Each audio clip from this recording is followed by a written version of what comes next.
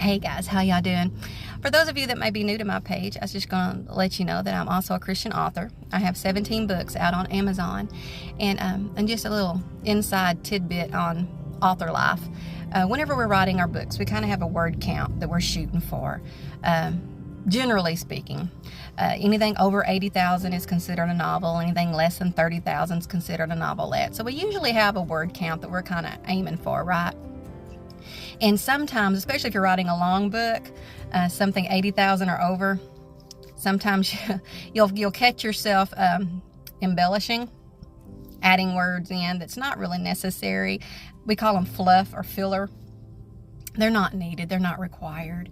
But we're just trying to hit that word count. And then as we're going through the editing process, we'll go back through and we'll be reading it. And then we'll see all those extra added words. And we're like, oh, that's just too wordy. That's too much. And so you pull them back out.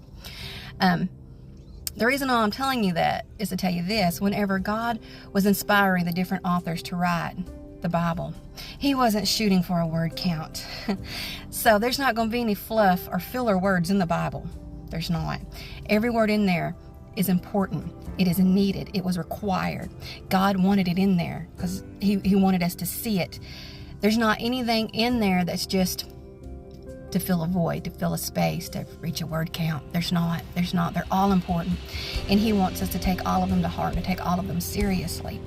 And the one that I want to talk about is the one that says the power of life and death is within the tongue.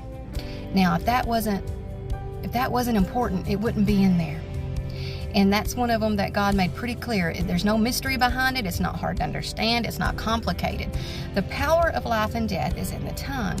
Now, whenever God was creating everything, he spoke everything into existence, with the exception of us.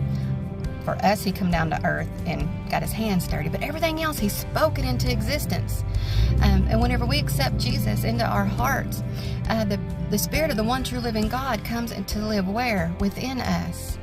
Within us, right? Okay. So if God is saying the power of life and death is within the tongue, and the Spirit of the one true living God is living within us, that must mean our words have power. Yes? Yes.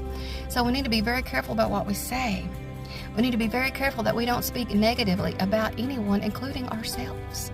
We need to make sure that we're not doing something, for example, like say you're praying for a family member to come to Jesus, or maybe to start attending church with you, or